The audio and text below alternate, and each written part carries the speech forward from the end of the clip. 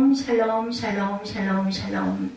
하나님 사랑합니다. 여러분 주 안에서 사랑합니다. 오늘 사도행전 6장 말씀이죠. 1절에서 15절까지 지혜와 성령이 충만하여 이런 제목으로 함께 은혜를 나눕니다.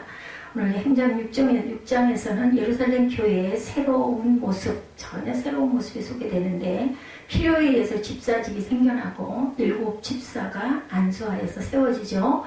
예루살렘 교회에 성공적인 확장이 있을 때 교회 내에는 어려운 문제들이 많이 발생하는 것을 볼 수가 있습니다. 그렇지만 이러한 문제들로 인해서 교회는 더욱 왕성해지고 증인의 삶을 더욱 힘있게 살아가게 되는 것.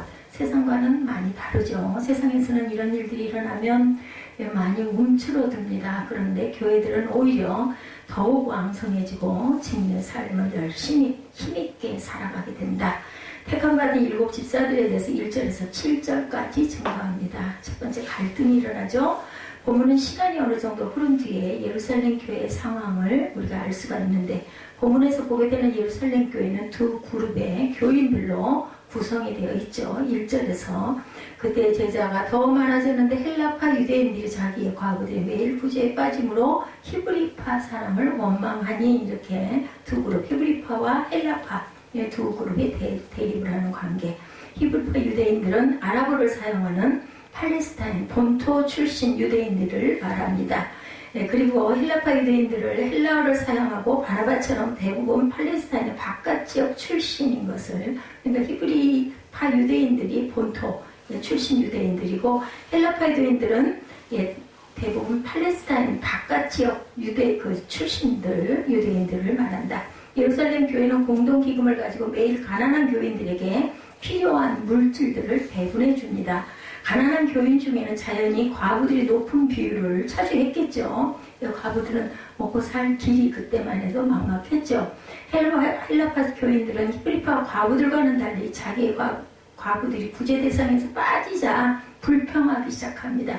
똑같은 제아비들이 없는 혼자 사는 사람들인데 왜 히브리파와 헬라파는 이렇게 대접이 다르냐 이런 거죠. 그들은 사회적인 배경 때문에 차별 대우를 받는다 이렇게 느끼는 겁니다. 이로 인해서 갈등이 표면화됩니다. 교회의 분쟁에 대해서 고린도후서 12장 20절에 내가 갈 때 너희를 내가 원하는 것과 같이 보지 못하고 또 내가 너희가 원하지 않는 것과 같이 보일까 두려워한다 라고 말하죠. 다툼과 시기와 분냄과 당짓는 것과 비방과 수군거림과 거만한 혼란이 있을까 두렵다 이렇게 얘기를 하고 있습니다. 구제에 대해서 누가복음 12장 33절에 너희 소유를 팔아 구제하여 낡아지지 아니하는 배낭을 안 들리라. 곧 하늘에 둔 바 다함이 없는 보물이니 거기는 도둑도 가까이 하는 일이 없고 좀도 먹는 일이 없느니라 라고 말씀합니다. 하늘에 보물을 쌓아두면 거기서는 좀도 도둑도 없다라는 거죠. 7 집사에 대해서 2절에 증거하고 있죠. 12 사도가 모두 제자를 불러 이르되 우리가 하나님의 말씀을 제쳐놓고 접대를 일삼는 것이 마땅치 않다. 그리고 성령과 지혜가 충만한 그 칭찬받는 사람 7을 세우자. 7 집사가 세워지는 기초가 여기서 나타납니다. 사도들로서는 전념해야 할 복음 전파라는 일이 있다는 것을 깨달은 거예요. 4절에 우리는 오로지 기도하는 일과 말씀 사역에 힘쓰리라. 7 집사에게 그들에게 여러 가지 섬기고 접대하는 일들을 하게 해야 되겠고 우리는 기도하고 말씀 전하는 일을 하겠다. 온 무리가 사도의 이 말을 기뻐해서 믿음과 성령이 충만해졌다. 5절에 이렇게 나타나죠. 그래서 충만한 스데반, 빌립, 브로고노와 니가로노와 디몬과 바메나와 유대교에 입교했던 안디옥 사람 니골라를 택하여 사도들 앞에 세우니 사도들이 기도하고 그들에게 안수하니라. 집사가 세워지는 기초입니다. 이것이 바로 집사직의 시작, 집사직은 필요에 의해 설립되었음을 알 수가 있고 지금도 집사의 직분을 받을 때는 일어서서 죄종들이 안수해줘서 집사직을 선포하죠. 7 집사의 직무는 디아코니아 즉 공개하는 일, 섬기는 일이라는 뜻이죠. 그러한 집사들의 직무가 말씀의 선포보다는 사랑을 베푸는 직무임을 강조합니다. 성령과 지혜가 충만한 사람에 대해서 누가복음 1장 15절에 이는 그가 주 앞에 큰 자가 되며 포도주나 독한 술을 마시지 아니하며 모태로부터 성령의 충만함을 받은 사람이다 이렇게 증거합니다. 기도하고 안수했다고 그러죠. 디모데후서 1장 6절에도 그러므로 내가 나의 안수함으로 내 속에 있는 하나님의 은사를 다시 불릴 듯하게 하기 위하여 너로 생각나게 한다 합니다. 교회에서의 사도들의 의무에 대해서 7절에 보면은 말씀하고 있죠. 하나님의 말씀이 점점 왕성하여 예루살렘 제자의 수가 더 심히 많아지고 허다한 제사장의 무리도 이 도에 복종했다. 스데반이 은혜와 권능이 충만하여 큰 기사와 표적을 민간에 행하니 이른바 자유민들 즉 구레네인, 알렉산드리아인, 길리기아와 아시아에서 온 사람들의 회당에서 어떤 자들이 일어나 스데반과 더불어 논쟁합니다. 스데반이 지혜와 성령으로 말함을 그들이 능히 당하지 못했다 이렇게 나타나고 있죠. 예, 여기서 사도들의 전도와 교훈의 목적은 청중들로 하여금 예수 그리스도의 인격과 사역을 믿게 하고 그들의 신앙을 더욱 깊게 하는 데 있음을 알 수 있다. 전도하는 사람들, 이런 사람들이죠. 이러한 일로 인해서 예루살렘 교회는 하나님의 말씀이 왕성해졌을 뿐만 아니라 제자의 수는 점점 늘어납니다. 전도를 잘한 거죠. 허다한 제사장의 무리도 그리스도인이 되었어요. 그죠? 예. 유대인들, 이들도 그리스도인이 되었다. 놀랄만한 사건입니다. 지금도 이스라엘에 가면은, 그리스도인을 만드는 게 가장 어려운 게 바로 유대인들이다. 이런 이야기를 합니다. 성령의 능력을 받은 사도들이 열심히 사역한 증거가 되죠.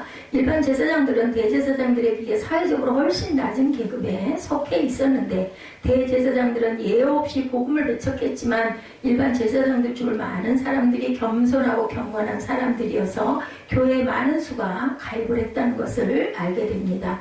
하나님의 말씀에 대해서 골로새서 1장 5절에 너희를 위하여 하늘에 쌓아둔 소망으로 말미암음이니 곧 너희가 전에 복음 진리의 말씀을 들은 것이다 이렇게 말씀을 합니다. 하나님의 말씀은 복음 진리의 말씀을 들은 것, 말씀에 복종한다. 로마서 1장 5절에 그런 말미암아 우리가 은혜와 사도의 직분을 받아 그의 이름을 위하여 모든 이방인 중에서 믿어 순종하게 했다라고 증거되어 있습니다. 이제 스데반의 사역에 대해서 8절부터 15절까지 증거되죠. 스데반이 은혜와 권능이 충만하여 큰 기사와 표적을 민간에 행하니 이른바 자유민들, 구레네인, 알렉산드리아인, 길리기아와 아시아에서 온 사람들의 회당에서 어떤 자들이 일어나 스데반과 더불어 논쟁할세 스데반이 지혜와 성령으로 말함을 그들이 능히 당하지 못하여 사람들을 매수하여 말하게 하되 이 사람이 모세와 하나님을 모독하는 말을 하는 것을 우리가 들었노라 하게 하고 이제 계략을 꾸미죠. 백성과 장로와 서기관들을 충동시켜 와서 잡아가지고 공회에 이르러 거짓 증인들을 세우니 이르되 이 사람이 거룩한 곳과 율법을 거슬러 말하기를 맞지 아니하는도다. 그의 말에 이 나사렛 예수가 이곳을 헐고 모세가 우리에게 전하여 준 규례를 고치겠다 함을 우리가 들었노라 하거늘 공회 중에 앉은 사람들이 스데반을 주목하여 보니 그 얼굴이 천사의 얼굴과 같더라. 결국은 이들의 모략에 의해서 스데반은 돌을 맞아 죽게 되죠. 큰 기사와 이적을 행하고 성령과 지혜와 믿음과 은혜가 권능이 충만하고 성령의 능력으로 사역을 잘 감당했는데 결국은 첫 번째 순교자가 됩니다. 이런 하나님의 은혜의 증거들은 과거를 위해 애쓰는 스데반에게 능력을 더합니다. 여기서 참으로 뛰어난 지도자의 모습을 우리가 볼 수가 있습니다. 순교하는 스데반에 대해서는 7장 59절에 그들이 돌로 스데반을 치니 스데반이 부르짖어 이르되 주 예수여 내 영혼을 받으시옵소서 하고 돌아가는 부분이 나타나 있습니다. 59절에 보면은 다음 장이죠. 자, 그들이 돌로 스데반을 치니 스데반이 부르짖어 이르되 주 예수여 내 영혼을 받으시옵소서 하고 무릎을 꿇고 크게 불러 이르되 주여 이 죄를 그들에게 돌리지 마옵소서 이 말을 하고 자니라. 죽었다 하지 않고 잔다고 말씀하죠. 회당에서의 변론에 대해서 10절에 나타나죠. 6장 10절에 보면 그 모든 혼란에서 건져낸 6장 10절에 보면 스데반이 지혜와 성령으로 말함을 그들이 능히 당하지 못했다. 스데반은 또한 놀라운 변론가이기도 한 것을 우리가 볼 수가 있어요. 집사임에도 불구하고 그의 적들은 그의 지혜와 성령으로 말함을 능히 당할 수가 없었다. 그들은 회당에 모여서 스데반을 더불어 변론합니다. 회당의 구성원들은 북아프리카와 아시아 그리고 길리기아에서 온 자들이었는데 스데반을 몰아내려고 회당의 사람들은 은근히 사람들을 시켜서 그를 비난하게 음모를 꾸미죠. 11절에 보면 주 예수에 반대하여 불만을 품은 자들이 그러했듯이 그들은 스데반을 신성모독죄로 고소합니다. 예수님도 그랬죠. 그들은 백성들과 장로들과 서기관들을 충동하여 스데반을 체포해서 사내들은 공회에 그를 넘깁니다. 12절에 스데반은 성전으로 상징되는 옛 체제와 예수님에 의해 시작된 새 체제가 서로 영입할 수 없다는 사실을 알게 됩니다. 그러므로 이 주제에 대한 스데반의 주장은 자연히 논쟁을 불러일으키게 되죠. 스데반을 고소한 내용은 스데반이 유대 관습을 그리스도가 철폐했다고 주장하므로 모세를 모독했고, 또한 하나님이 좌정에 계시면서 예배를 받으시는 성전을 헐라고 주장하므로 하나님을 모독했다라는 것이 죄명이었어요. 13, 4절에 나타나 있죠. 거짓 증인들을 세우니 이르되 이 사람이 이 거룩한 곳과 율법을 거슬러 말하기를 맞이 아니하는도다. 그의 말이 이 나사렛 예수가 이것을 헐고 모세가 우리에게 저열해 준 규례를 고치겠담을 우리가 들었노라 하거늘. 자, 그래서 공회 중에 앉은 사람들이 스데반을 보니까 그 얼굴이 천사의 얼굴과 같았다라고 증거되어 있습니다. 스데반은 예수님의 성전 파괴 예언을 잘 알고 있었을 뿐만 아니라 모세의 율법에 대한 예수님의 가르침의 의미도 논리적으로 확고하게 파악하고 있었음이 분명합니다. 거짓 증인들에 대해서 마가복음 14장 56절에도 이는 예수를 쳐서 거짓 증언하는 자가 많으나 그 증언이 서로 일치하지 못했다라고 증거합니다. 성전을 헐라라는 말씀이죠. 마태복음 26장 61절에 이르되 이 사람의 말이 내가 하나님의 성전을 헐고 사흘 동안에 지을 수 있다 하더라 하니 예수님의 뜻을 깨닫지 못한 거죠. 사흘 만에 짓겠다고 말씀하셨어요. 그것은 이제 예수님의 부활을 나타낸 것인데 그들은 그렇게 해석을 못하죠. 15절에 스데반의 얼굴에 대해서 나타나죠. 마지막 절에 얼굴이 천사의 얼굴과 같더라 라고 합니다. 그때 그들은 스데반의 얼굴이 천사 얼굴과 같이 빛나는 것을 봅니다. 그를 죽이려고 고소한 거짓 증인들과 그를 죽이려고 하는 많은 사람들 앞에서도 스데반은 얼굴이 천사의 얼굴이었다. 예수님의 말씀처럼 이리 가운데는 양과 같고 비둘기같이 순결한 모습이었죠. 성도의 상에 대해서 빌립보서 2장 15절에 이는 너희가 흠이 없고 순전하여 어그러지고 거스르는 세대 가운데 하나님의 흠없는 자녀로 세상에서 그들 가운데 빛으로 나타냈다라고 말씀합니다. 빛나는 얼굴에 대해서도 고린도후서 3장 7절에 돌에 써서 새긴 죽게 하는 율법 조문의 직분도 영광이 있어 이스라엘 자손들은 모세의 얼굴에 없어질 영광 때문에도 그 얼굴을 주목하지 못했다라고 합니다. 눈이 부셔서. 결론은 현대 교회에서 초대교회의 모습을 자세히 살펴보아야 하고 제도적 교회에서 은사적인 교회로서의 변화가 필요하기도 하다. 교회의 진정한 권위를 회복할 수 있는 길은 성경적인 교회의 모습을 갖는 것이기 때문이고 그렇게 될 때 하나님의 풍성한 은혜를 누리게 된다. 예루살렘 교회는 성령으로 충만한 교회, 모이기를 힘쓰고 흩어지면 전도하는 교회, 열심히 교제하는 교회, 기도에 힘쓰는 교회였지만 그렇다고 문제가 전혀 없었던 것은 아니었다. 사람들이 모이는 곳에는 문제가 있기 마련이고 거기에 교회는 더욱더 여러 종류의 사람들이 많이 모일수록 문제는 많다. 큰 교회는 큰 교회대로, 작은 교회는 작은 교회대로 항상 문제 속에 살아갑니다. 사람이 사는 삶이 그런 것 같아요. 교회도 사람들의 모임이다 보니까 이런 문제들이 많이 일어납니다. 예루살렘 교회가 단면한 문제를 어떻게 풀었기에 이전보다 더 큰 부흥을 경험하는지 살펴보면서 건강한 교회가 되기 위한 성경적 원리를 찾아갑니다. 예루살렘 교회 교인들에 대해서 제자들, 사도들이 날마다 성전에 있든지 집에 있든지 예수는 그리스도를 가르치기와 전도하기를 쉬지 않습니다. 그 결과 제자는 점점 늘어나죠. 전도가 잘 됐기 때문에. 기적과 이사가 많이 일어나니까 점점 믿는 사람이 많아집니다. 제자라는 표현이 사도행전에서 처음으로 사용됩니다. 제자라는 단어에는 가르침을 받는다 혹은 훈련을 받는다라는 의미가 있어요. 교인의 숫자가 날마다 늘어나는 것은 어느 교회에서나 부러운 현상입니다. 근데 중요한 것은 단지 출석 교인이 많아지는 것이 아니라 제자들이 많아져야 한다는 거죠. 내가 하고 싶은 것을 다 하면서도 영적 훈련을 받는 것을 싫어한다면 제자라 할 수가 없습니다. 그런 사람들이 신앙의 연륜만을 이유로 교회 지도자들이 된다면 건강한 교회가 되지 못하기 때문이죠. 평소에 훈련을 많이 받은 군사가 싸움에서 이길 수 있듯이 교회에서도 영적인 훈련을 받은 제자들이 많아야 마귀와의 영적인 싸움에서 이길 수가 있습니다. 제자는 기도와 말씀을 통해서 훈련을 받고 삶의 변화가 나타나고 예수님을 위하여 자기의 삶을 헌신하기로 작정한 사람들이 제자죠. 예루살렘 교회는 그런 제자들이 많아졌어요.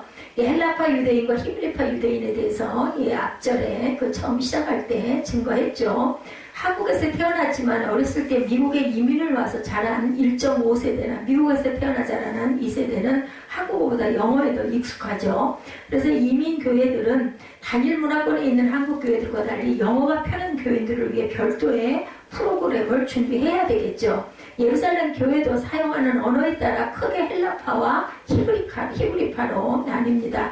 헬라파 유대인들이란 외국에서 태어나 외국에서 살다 팔레스타인 지방으로 이주했기 때문에 헬라어가 유창한 유대인들이고 그들은 예루살렘 교회에서 소수였어요. 반면에 히브리파 유대인들은 팔레스타인 지방에서 태어나서 자라고 일상으로는 아람어, 예수님도 아람어를 사용을 하셨죠. 그래서 그 사도 바울도 사울이라고 했다 나중에 바울이 되는 게 바로 아람어를 사용하다 그 다음에는 히브리어를 사용했기 때문입니다. 히브리파 유대인과 헬라파 유대인 사이에는 문화적 언어적 차이가 크기 때문에 그리스도인들이 된 이후에도 갈등이 계속해서 일어납니다.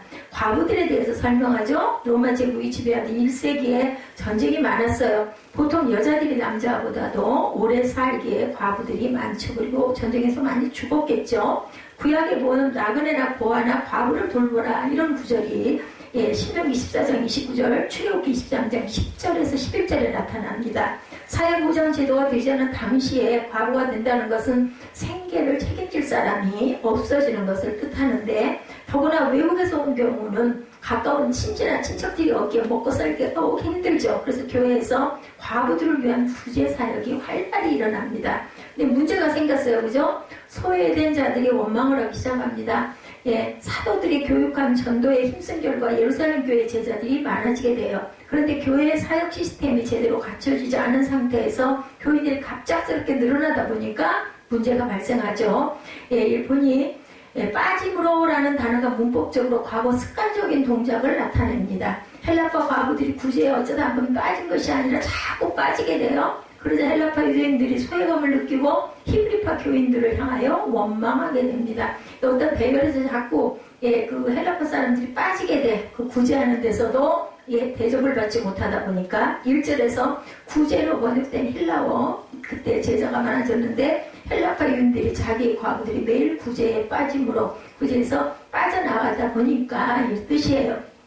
여기서 빠지다라는 것은 헬라어로 디아코니아라고 나타나는데 그 원래 뜻은 서비스의 테이블, 식탁에서 벗어났다, 시중을 드는 것을 가리켜요. 서비스의 테이블, 여기서 하인, 사원이라는 그 뜻을 가진 디아코니아스가 나왔고 집사로 번역되는 영어 단어 데이콘이 나왔습니다. 그러니까 집사의 원뜻은 웨이터 혹은 식탁에서 시중 드는 사람, 우리 웨이터라는 뜻을 많이 쓰는데 여기서 집사의 원뜻이 웨이터로 처음에 사용됐다고 합니다.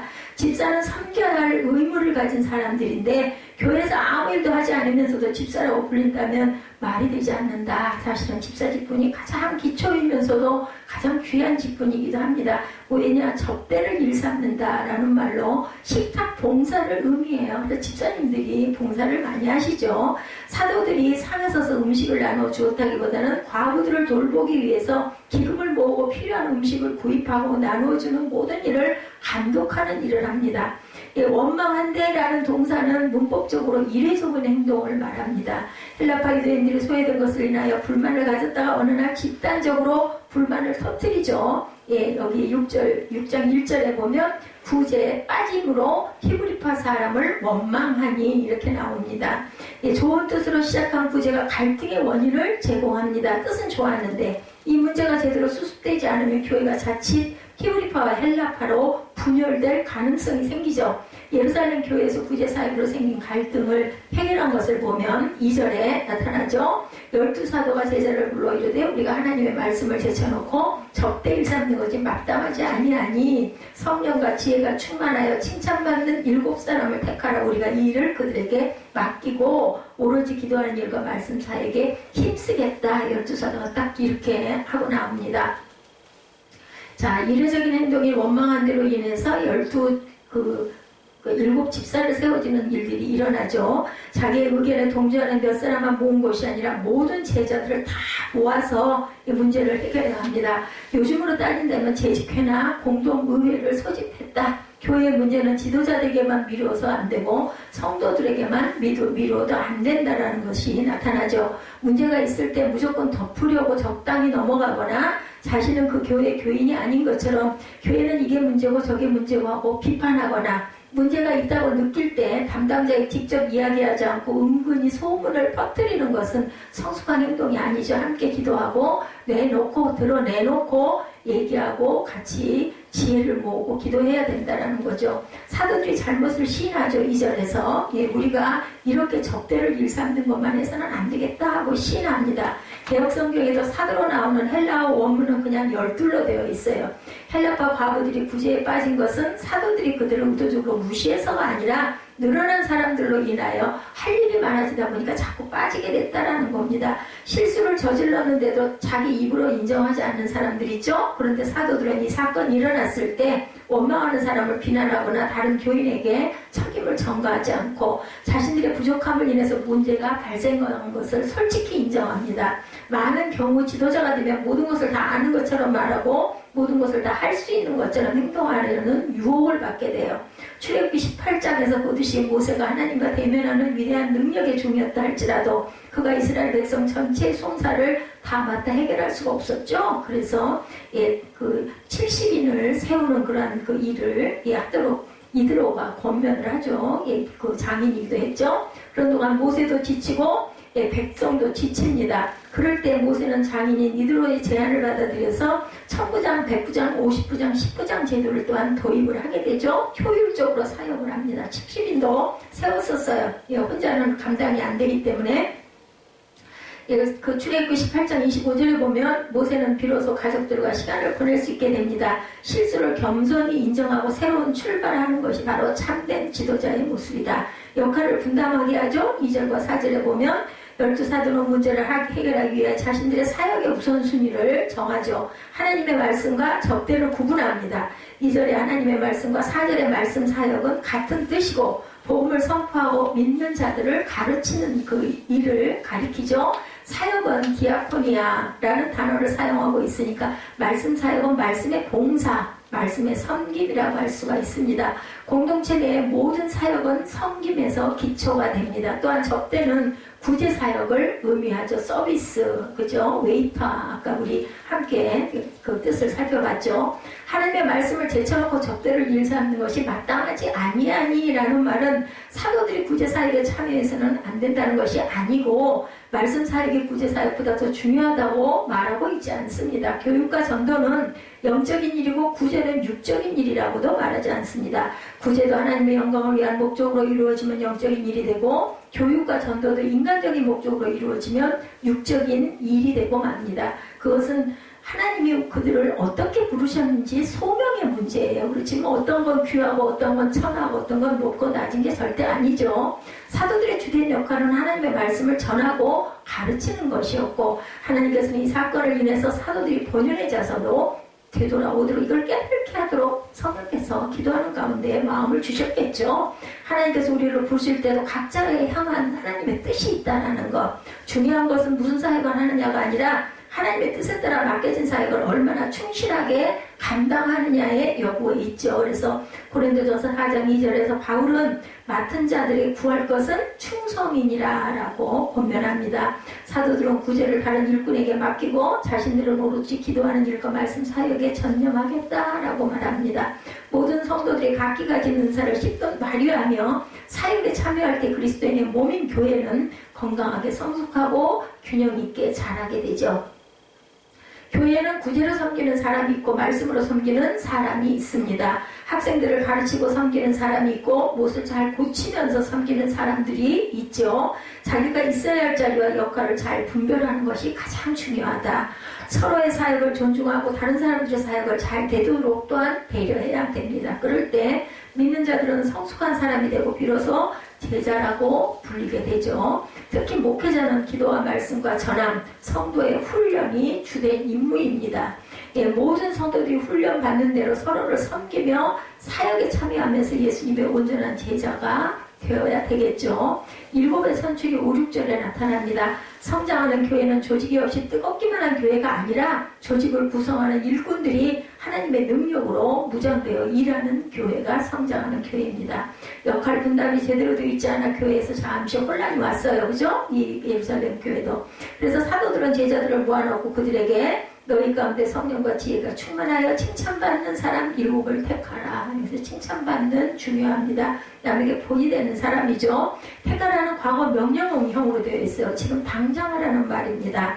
과거를 돌보는 문제로 시작된 갈등이 교회에 더 피해를 주지 않도록 빨리 해결하기를 원하고 사도는 그 일을 맡을 사람들의 자격을 제시했어요. 정확하게. 성령이 충만하고 맡겨진 일을 제대로 수행할 수 있는 지혜가 충만하고 다른 사람들에게 칭찬을 받아야 한다. 교만한 사람은 칭찬하지 않아요. 아무리 뛰어난 능력을 가졌다 할지라도. 그죠? 그렇기 때문에 성품이 중요하고 겸손이 중요하다는 것이 보여지죠. 그 자격을 보면 업무 추진 능력이나 세상적인 경력을 따지지 않고 영적인 자질과 대인 관계를 기준으로 삼습니다.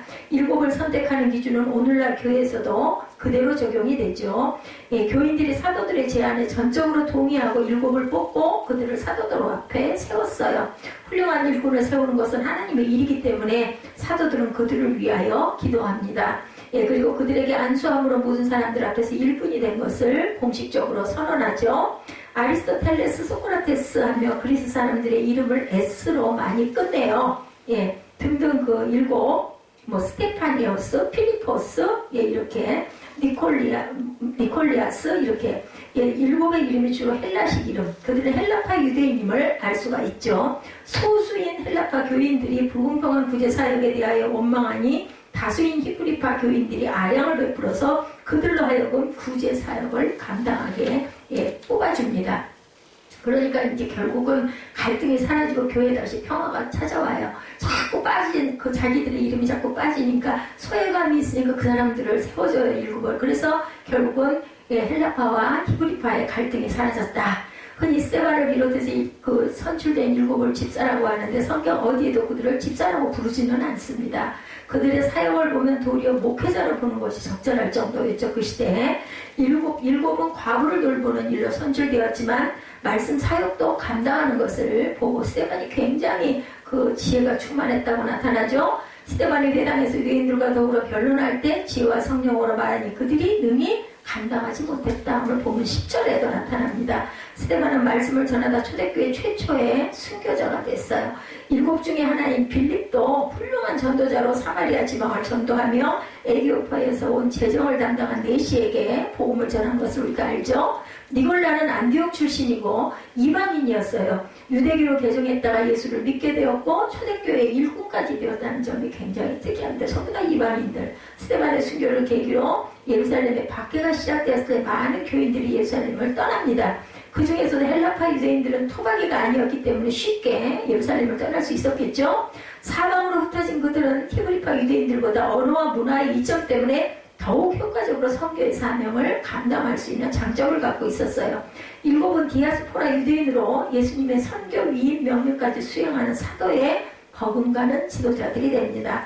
교회가 이렇게 해서 든든히 섰다 7절에 나타나죠. 문제가 있을지라도 주님의 인도함을 구하면 공동체가 함께 그 문제를 풀어가는 긍정적인 자세를 가질 때 하나님의 은혜가 임하게 됩니다.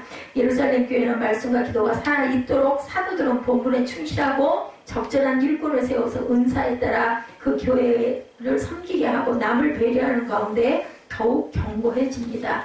왕성하다, 많아진다, 복종한다 등 세 동사가 문법적으로 계속으로 나타나는 형태로 되어 있지. 오늘 본문 보면 하나님의 말씀이 계속해서 퍼졌다. 예루살렘에 있는 제자의 수가 계속해서 많아졌다. 그들 중에 허다한 제사장들이 계속해서 믿었다라는 예거죠. 예루살렘 교회가 기준에 합당한 일꾼을 세우고 나니까 교회에 3가지 변화가 왔어요. 첫째, 말씀이 살아있는 교회가 되었다. 하나님의 말씀이 점점 왕성하여라는 표현은 사도들이 말씀에 전념하게 되자 가르침이 풍성해지고 깊어졌다. 둘째, 부흥하는 교회가 됩니다. 말씀의 능력이 없이 일어나는 개인이나 교회의 부흥은 오래가지를 못해요. 뿌리가 없기 때문에. 기초가 단단해야 되죠. 예루살렘에 있는 제자의 수가 심히 많아지고 라는 구절에서 보듯이 말씀이 강해지고 깊고 넓어지자 제자의 수는 계속해서 늘어납니다. 셋째, 거룩한 영향을 끼치는 교회가 되었죠. 갈등을 극복한 교회가 놀라운 영향력을 발휘해서 많은 사람들의 회개와 개종을 불러일으킨 것을 보게 됩니다. 이 도에 복종하니라 라는 표현은 예수님의 도를 듣고 믿기 시작했다라는 뜻입니다. 가장 그 유대적이면서도 예수님에 대해 배타적인 계층이었던 제사장들이 예수를 믿기 시작했다는 것이 기적이죠. 사내들이는 제사들이 예수님의 이름으로 가르치지 못하러 방해를 하고 협박했는데 제사장들이 예수를 믿게 되었다는 것은 유대교가 점점 허물어져 가고 있음을 보여줍니다. 복음의 능력이 그만큼 강력했죠. 사람의 취향과 흥미를 만족시키기 위해서 쓰기보다는 말씀에 집중한 교회가 사람을 끌어들이고 심지어 적대자까지도 감화시키는 것이 하나님의 역사다. 부흥은 오직 교회가 말씀에 집중할 때 기대할 수가 있다. 사역의 중요성에 대해서도 나타납니다. 오늘 6장이 사도들이 강력한 권위와 권능을 교회로 끌어들였음에도 불구하고 구제 문제로 예루살렘 교회가 어려움을 당했죠. 본인은 아니었겠지만 교회의 다수를 이루는 히브리파 유대인들이 소수파 헬라파 유대인들을 제대로 배려하지 못했다라는 건데 이것으로 인해서 문제가 생기자 사도들은 사역의 원칙을 세웠어요. 그 결과 사도들은 기도와 말씀에 전념하게 되고 선출된 일부분 구제를 담당하게 되는데 구제를 담당한 사람들이 거의가 다 히브리파가 아니라 헬라파 사람들을 세웠다는 게 아주 중요합니다. 그렇게 함으로 파가 나뉘게 되지 않죠. 화합이 일어납니다. 여기서 사역의 중요한 원리를 발견하게 됩니다. 이가 없으면 임무를 한다고 급하면 누구든지 일은 해야 하지만 원칙적으로 모든 사람이 모든 일을 다 하도록 부름받지는 않았어요. 네, 그래서 이 원리를 세 가지로 표현할 수 있는 것은 하나님은 자신의 모든 백성을 사역으로 부르셨고 하나님은 사람마다 서로 다른 사역으로 부르셨다라는 것. 하나님 부름받은 사람들이 그 부르심에 집중하기를 또한 기대하십니다. 디아코니아는 사역 혹은 섬김을 총칭하는 단어입니다. 12사도의 1과 7의 일에 모두 디아코니아라는 단어를 사용한 것은 다분히 의도적입니다. 7의 식탁의 디아코니아 혹은 구제 사역으로 부름을 받았다면 12는 말씀의 디아코니아 혹은 말씀 사역으로 부름을 받았다라는 뜻입니다. 7집사. 이것은 식탁, 섬김이 지금 그죠? 12는 말씀의 디아코니아라는 거죠. 똑같다라는 거예요. 말씀 사역으로 부름을 받았다. 어떤 사역도 다른 사역보다 열등하지가 않다. 같다는 다 중요합니다. 그런데 사역을 제대로 하려면 성령이 충만해야 되죠. 모든 그리스도인들은 사역으로 부름을 받았어요. 왜냐하면 우리는 섬김을 받는 것이 아니라 섬기러 왔다고 예수님께서 말씀하셨죠. 마가복음 10장 45절에 예수님이 제자들이기 때문입니다. 사도들이 700의 구제 사역을 위임하고 자신들의 소명에 집중한 결과 풍성한 열매가 맺혔어요. 목사들과 성도들이 이 교훈을 깨달은 것이 교회의 건강을 위해서 매우 중요합니다. 목사가 교회 모든 일에 작업반장처럼 다 참여한 다음에 말씀 사역의 질이 떨어지게 되고 교인들은 은사를 발휘할 기회가 적어지고 결국은 교회가 병들게 된다. 교회에 열심히 사역하는 교인들도 있고 사역하지 않는 교인들도 있습니다. 직분이나 직책을 받아 섬기는 분도 있고 그런 것 없어도 이름도 없이 빛도 없이 섬기는 분들도 있는데 직분을 받았어도 별로 섬기지 않는 분들도 있어요. 그죠? 또한 하고 싶으면 무엇을 어떻게 해야 될지 몰라서 안 하거나 정말로 형편되지 않아 못하는 분들도 있습니다. 건강한 교회가 되려면 일할 수 있는 교우들의 은사를 따라서 모두 섬길 줄 알아야 되겠다. 에베소서 4장 12절에 주님께서 사도, 선지자, 복음 전하는 자, 목사와 교사 등을 삼으신 것은 성도를 온전하게 하여 봉사 일을 하게 하며 그리스도의 몸을 세우기 위함이라고 했어요. 예, 모든 사역을 하는 사람들은 그리스도의 몸을 세우는 일을 하는 겁니다.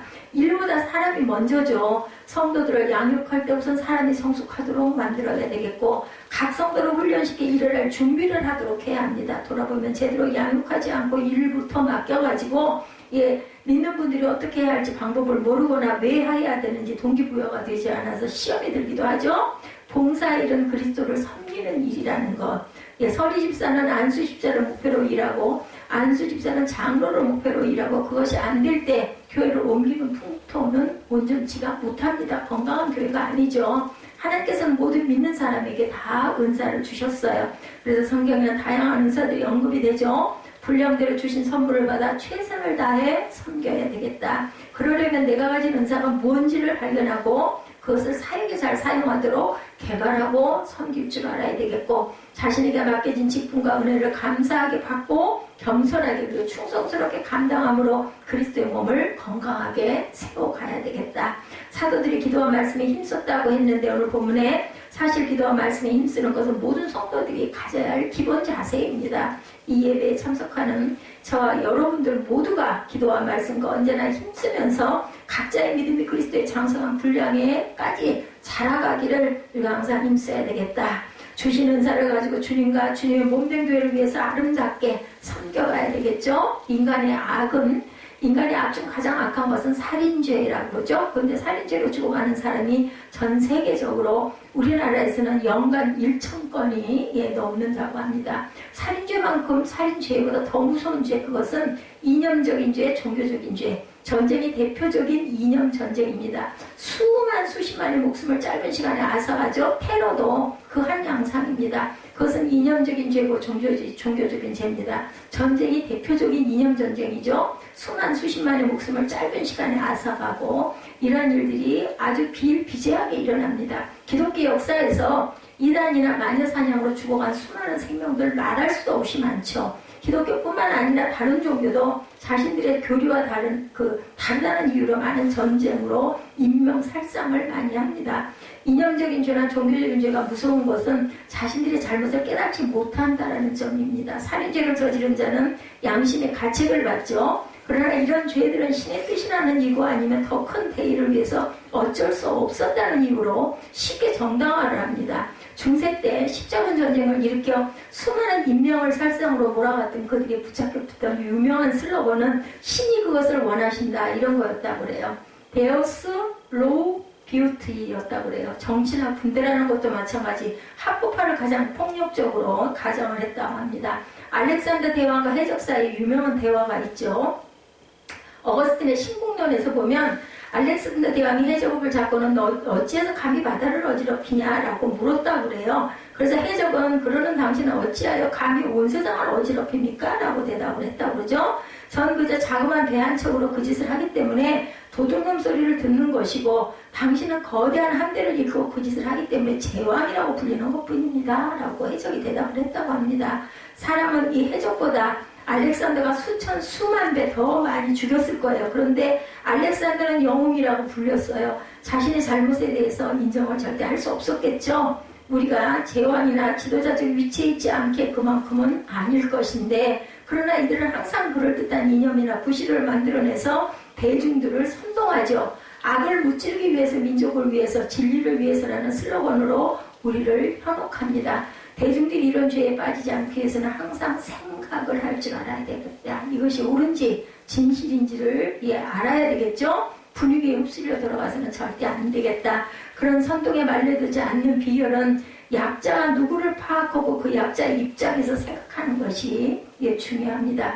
대부분 진실은 강자에 의해서 덮여지고 왜곡되기 쉽죠. 오늘 스데반이 핍박을 받고 재판석에 끌려오는 장면이 그러한 그 악과 선동의 전형을 보여줍니다. 스데반이 헬라계 유대인들에게 복음을 전했어요.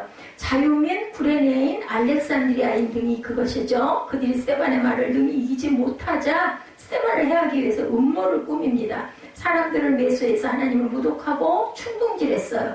그럴 뿐만 아니라 거짓 증인을 세워서 율법을 거스르고 성전을 폐하려 한다는 죄로 법정에 세웠습니다.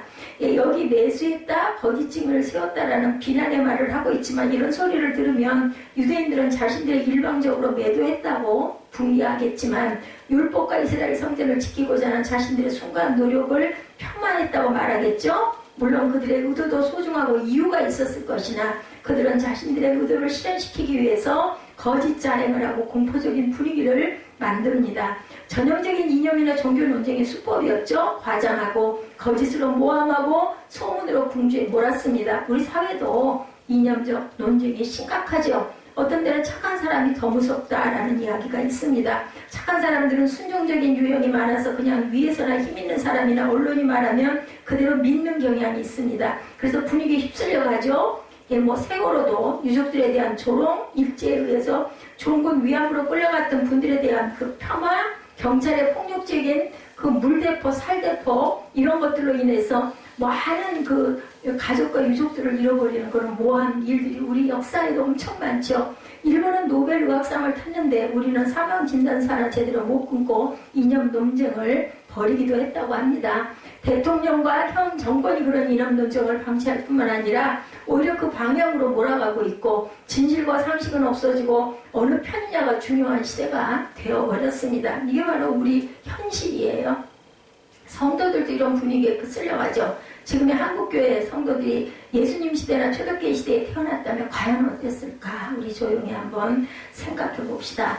많은 사람이 예수를 십자가에 못 박는데 또한 스데반을 돌팔매 형으로 죽이는데 쉽게 동조했을 것 같아요. 오늘날이라 하더라도 생각을 하지 않고 권위에 쉽게 휩쓸려 갑니다. 무엇이 옳은지 진실인지 약자의 편에서 약자의 눈으로 사태를 바라보려고 하지 않아요. 그죠? 평범한 가장이 유대인을 학살하는 진범이 된 모습을 보고 충격을 받고 썼던 예루살렘의 아이 히만이라는 책에서 한나 아렌트는 이렇게 말합니다. 아이 히만은 자신의 개인적인 발전을 도모하는데 각별히 근면한 것을 제외하고는 어떠한 동기도 받지 않았다. 그리고 이러한 근면성 자체는 결코 범죄적인 것이 아니다. 그는 상관을 죽여 그의 자리를 차지하려고 살인을 범하려 하지는 않았을 것이다. 문제는 단지 자기가 무엇을 하고 있는지 결코 깨닫지 못했다는 데 있다. 그로 하여금 범죄자들 가운데 한 사람이 되게 한 것은 순전한 무사유였다라고 얘기합니다. 생각을 해야 진실이 제대로 보입니다. 사도행전은 이처럼 군중심리에 휩쓸려 초대교회 성도들이 위험을 당했던 사건들이 굉장히 많습니다.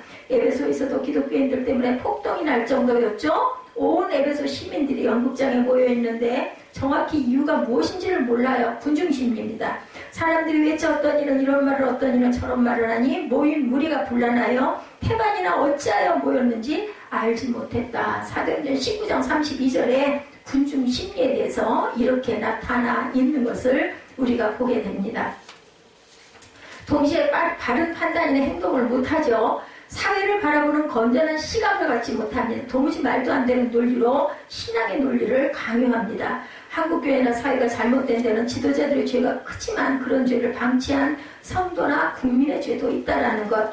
지혜와 성령으로 스데반은 충만한 사람이었어요. 처음 7집사를 뽑을 때 지혜와 성령이 충만한 사람을 뽑았고 다시 한번 그가 지혜와 성령의 사람이었음을 밝히고 있는데 성령의 사람이 되는 것은 당연합니다. 성령이 충만하다는 것은 믿음이 있고 능력을 행하는 사람임을 말하죠. 그런데 여기서 더하는 성서는 스데반은 지혜의 사람이라고 칭찬합니다.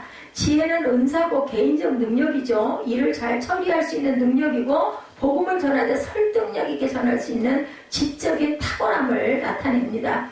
7장에서 50절이 넘는 스데반의 긴 설교가 이어지죠. 구약을 한눈에 정리하면서 꿰뚫고 있는 게 7장에 나타납니다. 이것이 단지 성령의 감동으로만 가능했을까? 아니죠. 지혜입니다. 하늘의 지혜. 지혜는 단순히 성경 말씀을 많이 읽는다고 생기는 것이 아니죠. 성경 말씀을 정확히 알아야 되고 행간을 꿰뚫는 하나님의 뜻을 발견하고 잘 엮을 수 있는 데서 나오는데 공부에서 생기죠. 지혜는 생각이고 사물의 진실을 꿰뚫을 수 있는 능력이기도 합니다. 스데반의 지혜로운 설명에 논리적으로 이기지 못할 헬라계 유대인들은 거짓과 위협으로 대항할 수밖에 없었다. 자신들의 권력을 이용할 수밖에 없었어요. 예, 말로는 이해를 못하겠으니까 하나님의 일을 하는데 열정만 가지고는 부족하다. 오히려 열정이나 믿음 때문에 하나님의 일을 그릇되게 그르칠 수도 있다라는 겁니다. 물론 교회에서는 믿음 있는 사람을 좋아하고 그들이 잘 모이고 헌금도 잘 내고 예 그렇죠. 지혜만 앞세우는 사람은 헌신을 잘하지 않고 문제만 일으킨다고 생각하기도 합니다.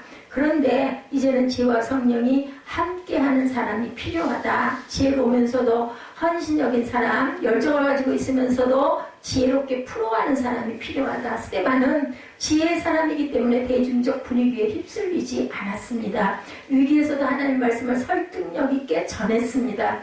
그 이덕주 교수의 한국교회 처음 여성들의 전도 부인으로 활약했던 그 전상덕 씨의 이야기가 나옵니다. 양반집 부인이었지만 남편이 첩을 들인 후 정신적인 소외감에 사로잡혔던 이 여인이 선교사의 전도로 예수를 믿게 돼요. 당시 남녀 7세 부동석이라고 해서 남녀가 한 자리에 앉을 수 없었기에 세례받을 때 방 가운데 휘장을 치고 그 사진에 보니까 나와 있더라고요. 거기에 구멍을 내어 머리만 내밀고 세례를 받았다고 그래요. 일명 휘장 세례를 받았다고 합니다. 이후 전도부인이 돼서 수많은 사람을 전도했는데 전도사역 30주년 기념식 때 자기 인생에 대해서 이렇게 고백합니다.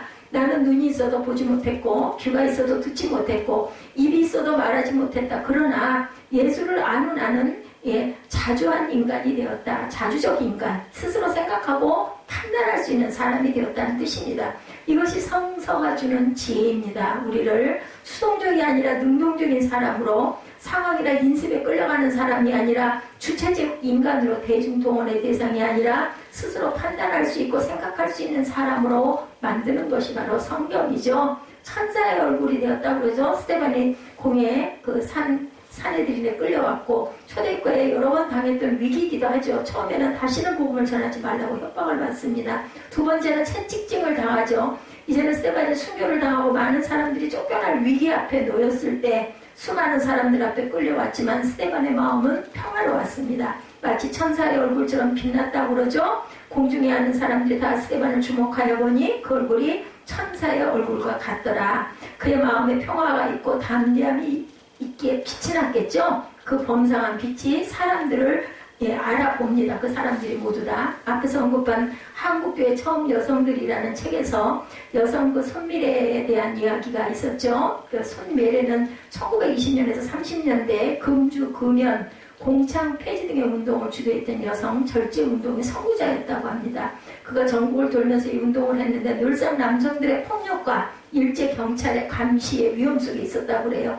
손멜의 부인이 기독신보에 기쁨과 예수라는 제목으로 기고했던 글입니다. 조선 여자 절제회에서 6년 동안을 심화하는 가운데 더운 여름, 추운 겨울, 북쪽 끝에서 남쪽 끝까지 서해안에서 동해안까지 아니 다녀본 것이 없이 골고루 다니는 가운데 사람의 위험, 물의 위험, 더위의 위험, 폭탄의 위험, 모든 위험을 다 당해보았다. 꼭 그 바울의 글 같죠. 그러나 예수는 언제든지 어떠한 위험 중에서도 자나깨나 나의 보호자가 되어 주었다. 예수의 은혜는 나에게서 잠시라도 떠나지 아니하였다. 나는 간혹 그런 위험을 당할 때마다 낙심도 되었으나 나의 유일하신 희망인 예수를 바라볼 때는 두려울 것이 없고 기쁘지 않을 때가 없었다. 예수는 나의 희망인 동시에 우리의 2천만 조선 민족 전체의 유일 절대 희망이 되신다. 이런 든든함이 있을 때 마음의 평화가 있다라는 거죠. 이 굉장히 1920, 30년대에 나타났던 그 여사 한 분의 이 이야기가 바울의 신앙과 똑같은 그러한 고백을 그분의 글에 한국교회 처음 여성들이라는 책에 그 실었던 손멜에 대한 이야기죠. 이런 든든함이 있을 때 마음의 평화가 있고 스데반 앞에는 유대의 유력한 지도자들이 서 있었고 그 뒤에는 성난 군중이 있었지만 스데반은 이 상황에서 위축되거나 두려워하지 않았습니다. 넘어선 거죠. 죽어도 상관없다. 목숨을 내놨어요. 오히려 담대했고 담담했고 유려한 말로 그들을 설득합니다. 예수 그리스도가 함께하고 계신다는 확신이 있었기 때문이겠죠. 실제 그는 돌에 맞아 순교하는 순간 하늘이 열리고 하나님 보좌 우편에 서 계신 예수님을 봅니다. 믿음이라는 것은 예수님이 늘 우리와 함께하고 있음을 믿는 것입니다. 믿음이 있을 때 평화롭고 그 평화로움이 얼굴에 나타납니다. 우리는 과연 이 평화의 얼굴을 가지고 있는지, 천사의 얼굴처럼 비범함은 그가 진리를 소유하고 있는 데서 나온다라는 것. 중세시대 성화를 보면 예수님이나 성인 또는 천사의 머리 쪽에는 후광, 할로라는 원형의 금빛 광채를 그려서 그 거룩함을 표현한 것들을 봅니다. 요즘은 아우라라는 표현을 많이 사용하죠. 아우라는 후광과 같은 말인데 종교에서 예배 대상물의 장엄함을 나타내는 용어였지만 인체와 관련하여 언급할 때 아우라는 신체에서 발산되는 보이지 않는 기나 은은한 향기 혹은 사람이나 물건을 에워싸고 있는 고유의 분위기를 뜻한다고 정의합니다. 일명 예술품의 진본인 어떤 일의 성취를 이룬 대가에게서 느껴지는 분위기를 말한다고 그러죠. 천사의 얼굴은 아닐지라도 대가에게서는 어떤 카리스마적인 분위기가 그 얼굴이나 풍채에서 풍긴다고 하는 거죠. 신앙인들은 그 안에 성령을 소유하고 있고 진리를 알고 있습니다. 예수님의 은혜의 빛을 받고 있죠. 늘 이 빛과 함께 하고 있다면 이런 아우라를 자연스럽게 가지게 될 거다. 우리도 그 권사님들이나 장로님들 오랜 그 믿음 생활하신 분들 이렇게 모습 보면은 금방 알아봐요. 아주 그 은혜가 있으신 권사님이나 장로님들 얼굴빛이 아주 그냥 발그레하고 정말 곱고 예뻐요. 그죠? 연세가 드셨음에도. 예. 그가 잘생겼던 못생겼던 사람들에게 이런 분위기가 나타난다는 거죠. 스데반처럼 천사의 얼굴은 아니더라도 그 빛이 조금이라도 비치는 그런 분위기가 있는 저 여러분들의 그러한 삶의 모습들, 날이 갈수록 세월이 흐를수록 이러한 모습이 저와 여러분들의 얼굴에서 풍길 줄 아는 그러한 하나님의 빛을 받는 빛의 자녀로 항상 저희들 증거하고 또한 증인의 삶을 살아가는 모습으로도 그리고 행함으로도 진리로도 이런 모습을 가지고 가시는 저와 여러분들 오늘은 성령이 충만한 스데반을 그 주의로 그때 그 시절에 일어났던 여러 가지 사건, 집사가 세워진 사건, 그 섬김의 그 코이노니아 그리고 말씀의 코이노니아 똑같은 동사직이라는 것을 들어서 말씀하시고 돌아간 그 스데반의 모습 그리고 왜 돌아갔는지에 대해서 함께 말씀을 함께 나눠봤습니다. 우리의 삶, 우리의 모습은 이 평화의 모습인지 한번 돌아보는 사순절 기간 또한 가장 어려운 지금 이 시기에 더욱더 하나님을 의지하고 기도하시는 저와 여러분 되시기를 주님의 이름으로 축복합니다.